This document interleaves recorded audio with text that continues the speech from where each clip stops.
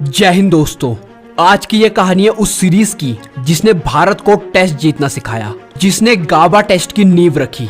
वो सीरीज जिसने ऑस्ट्रेलिया का घमंड तोड़ा, जिसने गांगुली की कप्तानी बचाई और जिसने भज्जी को नई पहचान दिलाई। दोस्तों, Border Gavaskar trophy test cricket की सबसे घातक राइवलरी में से एक, जहां भारत और ऑस्ट्रेलिया के बीच हमेशा से ही कांटे की टक्कर चलती आई। कहने को तो ये सीरीज 1996 में शुरू हुई थी, पर ये राइवलरी तो सदियों पुरानी है, जहां से ये घमासान संग्राम चलते आ रहा है। पहली 2 बार लगातार भारत ने ये ट्रॉफी अपने नाम की, पर जब हम 1999 में ऑस्ट्रेलिया गए तब 3-0 से उस व्हाइट वॉश ने सचिन की कप्तानी का मर्डर कर दिया और हमारे मोराल को भी तोड़ कर रख दिया। लेकिन अब जब 2001 में ऑस्ट्रेलिया भारत आया तो चीजें काफी बदल चुकी थी। ऑस्ट्रेलिया अब माइटी ऑजीज बन चुकी थी, वो नाइटमेयर जिससे सब टीमें थर-थर कांपती थी। जो ऑस्ट्रेलिया लगातार 16 टेस्ट मैच जीतकर क्रिकेट का हल्क बन चुकी थी, उसे हराने का अब दूसरी टीमें तो सिर्फ ख्वाब ही देखा करती थी। इस टीम में 11 के 11 मैच विनर भरे हुए थे और ऐसे में कप्तान स्टीव वॉ ने डंके की चोट पर यह दावा कर दिया था कि अपना 17वां, 18वां और 19वां टेस्ट मैच भी हम यहीं जीतेंगे। ऑस्ट्रेलिया कॉन्फिडेंस से लबालब भरा था, वहीं दूसरी तरफ भारत बद से बदतर हो चुका था। अनिल कुंबले सीरीज से पहले ही चोटिल होकर टीम के स्क्वाड से ही बाहर हो चुके थे, तो वहीं वेंकटेश प्रसाद और राजू का फॉर्म बेहद खराब चल रहा था। और ये तो कुछ भी नहीं, अभी तो और ज्यादा दिवालिया निकलना बाकी था, जो आगे वीडियो में हम देखते चलेंगे। पर अभी तक इंजर्ड कुंबले जैसे लेजेंड की जगह भर पाने में हमारी टीम नाकाम रही थी। वो खास इम्पैक्ट हमारा कोई भी स्पिनर नहीं डाल सका था। तभी गांगुली की जबरदस्त बैटिंग और जिद पर अड़ने से एंट्री हुई एक 20 साल के गुस्सैल और जोशीले स्पिनर हरभजन सिंह की, जो अभी अभी अपने पिता के देहांत, चेकिंग और इनडिसिप्लिन जैसे इल्जामों के सस्पेंशन से निकलकर जैसे तैसे ट्रेनिंग कैंप और वार्म अप मैच खेलने इंडिया टीम में वापसी कर रहा था। लेकिन किसी को नहीं पता था कि इंडियन डस्ट बॉल पिचेस पर इतना एक्स्ट्रा ऑर्डिनरी बाउंस जनरेट करने वाले भज्जी आगे इतिहास रचने वाले थे। लेकिन ये कहानी इतिहास की नहीं है, ये कहानी है एक नाइटमेयर की, एक सुनहरे सपने बनने की कहानी। ये कहानी है भारतीय क्रिकेट की घाटी से चोटी तक पहुंचने की, इंडियन क्रिकेट के ड्रॉ से निकलकर जीत वाले इंटेंट तक पहुंचने की। ये कहानी है एक ऐसे चमत्कार की जिसके लिए हमारे खिलाड़ियों ने अपनी जान दांव पर लगा दी थी, पर यह सफर की शुरुआत बेहद फिसड्डी थी। खैर, 27 फरवरी 2001 को पहला टेस्ट शुरू होता है और ऑस्ट्रेलिया किस कदर अपनी जीत पर कॉन्फिडेंट था, इस बात का अंदाजा आप यहीं से लगा सकते हैं कि इंडियन पिच पर जहां सभी टीमें टॉस जीतकर पहले बैटिंग लेती है, वहां कंगारुओं ने पहले बॉलिंग ली और पहली इनिंग में ही हम सिर्फ 176 रनों पर धराशायी हो गए, जिसमें से बेस्ट थे सिर्फ सचिन के 76 रन और जवाब में ऑस्ट्रेलिया ने गिलक्रिस्ट के तेज तर्रार 122 और हेडन के शानदार 119 रनों की बदौलत 349 रन ठोक दिए और 173 रनों की लीड के साथ कंगारू इस मैच में पूरी तरह से हावी हो गए और हम फिर से दूसरी इनिंग में भी सरेंडर कर गए। टॉप स्कोरर फिर वही one man army Sachin Tendulkar, और सचिन के 65 रनों की बदौलत हमने ऑस्ट्रेलिया के सामने मात्र 47 रनों का लक्ष्य रखा, जो कि कंगारुओं के ओपनर्स ने ही डटकर बना डाला और ये मैच सिर्फ 3 दिन में खत्म हो चुका था।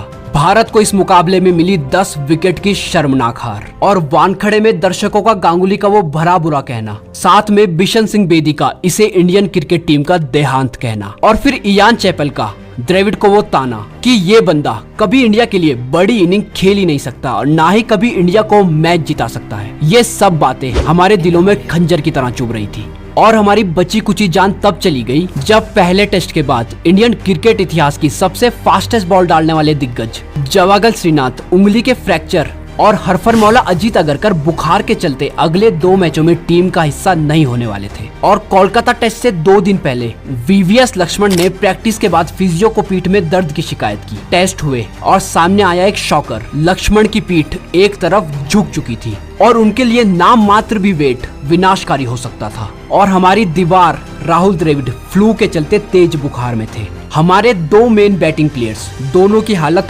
बेहद खराब, कंप्लीट बेड रेस्ट। ऐसे में ये इनविंसिबल कंगारू अपने 32 साल के भारत में टेस्ट सीरीज जीतने के सपने को पूरा करते साफ साफ दिख रहे थे।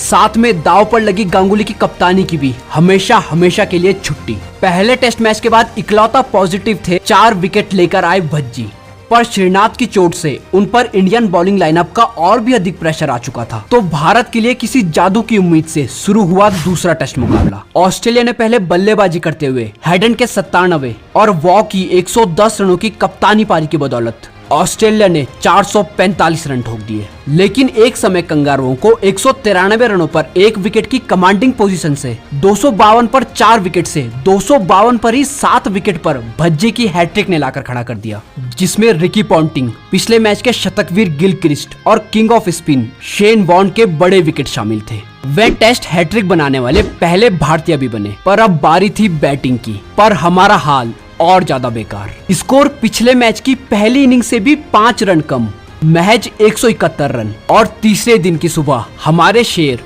फिर से कंगारुओं के सामने ढेर।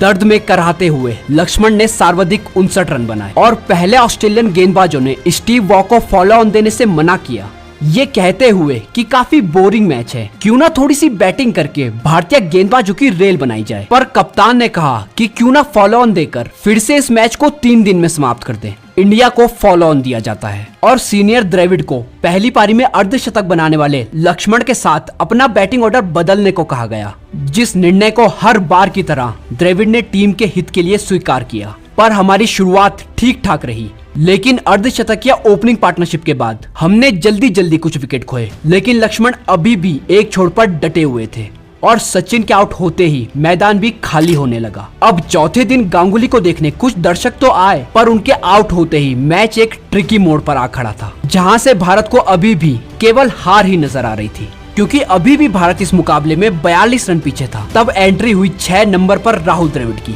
और द्रविड़ के आते ही पॉन्टिंग की वो करारी स्लेजिंग कि पहले 3 नंबर फिर 6 नंबर अगले मैच में बाहर हो जाना। और इसके साथ ही ग्राउंड पर भारतीय समर्थकों की भीड़ काफी कम होती जा रही थी। पर 2 जख्मी शेर एक साथ कोलकाता की कड़क धूप, भेड़ियों की तरह घेरे हुए ऑस्ट्रेलियन खिलाड़ियों की लगातार स्लेजिंग और असहनीय दर्द से जूझ रहे थे। पर वे डटे रहे, इतनी तकलीफ के बावजूद अपने दर्द के आगे पूरे जुनून से अपनी टीम को लेकर, अपने देश को लेकर आगे बढ़ते रहे। पर लंच तक आते आते इस भीषण गर्मी ने ऑस्ट्रेलियन गेंदबाजों के साथ साथ द्रविड़ को भी खूब थका दिया था और डिहाइड्रेशन से परेशान द्रविड़ को क्रैम्प्स आने लगे।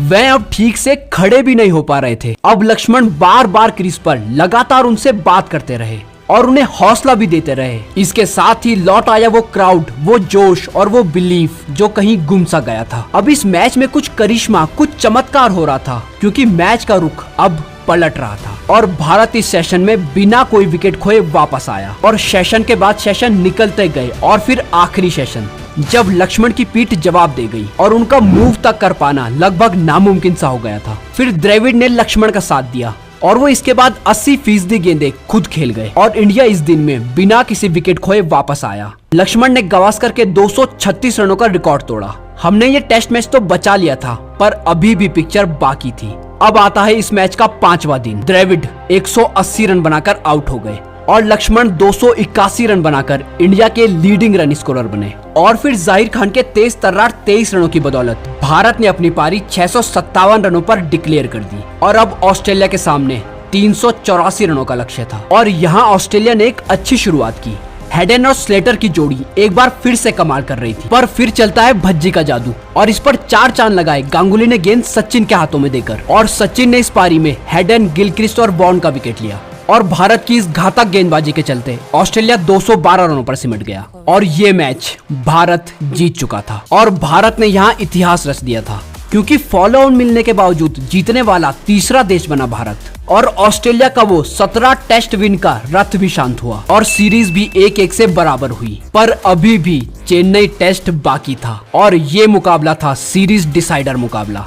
यहाँ भारत के सामने चैलेंज और बड़ा होने वाला था, क्योंकि इस मुकाबले के लिए नयन मोंगिया भी इंजर्ड हो गए, साथ ही राजू और प्रसाद को भी ड्रॉप किया गया। और इस मैच के लिए हमारा बॉलिंग अटैक लीड कर रहे थे हरभजन सिंह। इसके साथ ही इस मैच के लिए कीपर समीर भी डेब्यू पर थे। मुकाबला शुरू हुआ। पहले बैटिंग करते हुए ऑस्ट्रेलिया टीम थोड़ी सी लड़खड़ाती नजर आई, पर हेडन का बल्ला रुकने का नाम ही नहीं ले रहा था। उन्होंने ताबड़तोड़ 203 रन बनाए, जिसकी बदौलत ऑस्ट्रेलिया का स्कोर पहुंचा 391 रन। और हरभजन एक बार फिर से गेंद के साथ आग उगल रहे थे, मानो वो इन माइटी ऑजीज को अपनी फिरकी के आगे झुकाने का प्रण लेकर आए थे। और अब इंडिया भी कहां पीछे रहने वाला था। सचिन के लाजवाब 124 रन और हमारे टॉप ऑर्डर में 4 बैट्समैन ने भी 50 प्लस का स्कोर बनाया और इसी के साथ भारत 501 रन बनाता है और इस मुकाबले में भारत अब 110 रनों की लीड ले चुका था। लेकिन ये सीरीज डिसाइडर मुकाबला था और इसमें ऑस्ट्रेलिया जैसी टीम कहां गिव अप करने वाली थी। और इसके बाद कंगारुओं की तरफ से वॉ ब्रदर्स के शानदार बैटिंग की बदौलत कंगारुओं ने भारत के सामने 155 रनों का ट्रिकी लक्ष्य रखा और एक बार फिर से इस इनिंग में हरभजन सिंह ने अविश्वसनीय गेंदबाजी करते हुए 8 विकेट लिए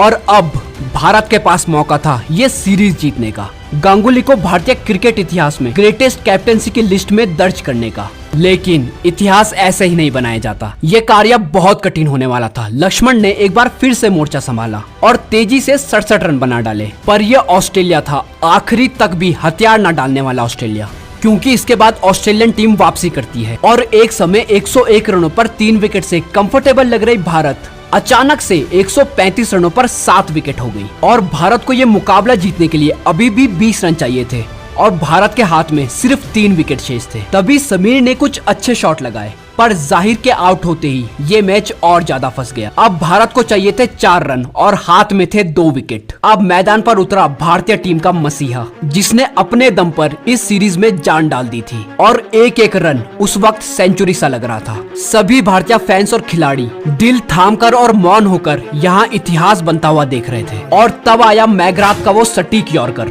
जिसमें एक लाजवाब शॉट मारकर भज्जी ने विनिंग रन बनाए और भारत ने ये मैच और ये सीरीज भी 2-1 से जीत ली और इस सीरीज के साथ भारतीय क्रिकेट टीम का पुनः जन्म हो गया था। मेन प्लेयर की गैर मौजूदगी में हरभजन सिंह ने कमाल कर दिया था और इस सीरीज में 32 विकेट लेकर Bhajji man of the match और मैन ऑफ द सीरीज भी बने। और भज्जी के जुनून, सचिन की महानता, गांगुली की लीडरशिप और द्रविड़ लक्ष्मण के संयम ने माइटी ऑजीज का घमंड तोड़ दिया था और यहाँ से इन खिलाड़ियों में वो जीत का जुनून आया, जिसने आगे चलकर हमें न सिर्फ नंबर 1 टीम बनाया बल्कि वर्ल्ड कप भी जितवाया। तो दोस्तों, ये थी कहानी भारतीय क्रिकेट टीम की सबसे महान टेस्ट सीरीज की, वो सीरीज जिसने गाबा जैसे टेस्ट की नींव रखी और जिस सीरीज ने भारत को टेस्ट मैचेस जीतना सिखाया। इस सीरीज का पहला मैच 10 विकेटों से हारने के बाद भारतीय टीम का ये कमबैक अगर आपको भी पसंद आया हो तो वीडियो को लाइक और चैनल को सब्सक्राइब करके जरूर जाइएगा। वीडियो को अंत तक देखने के लिए धन्यवाद।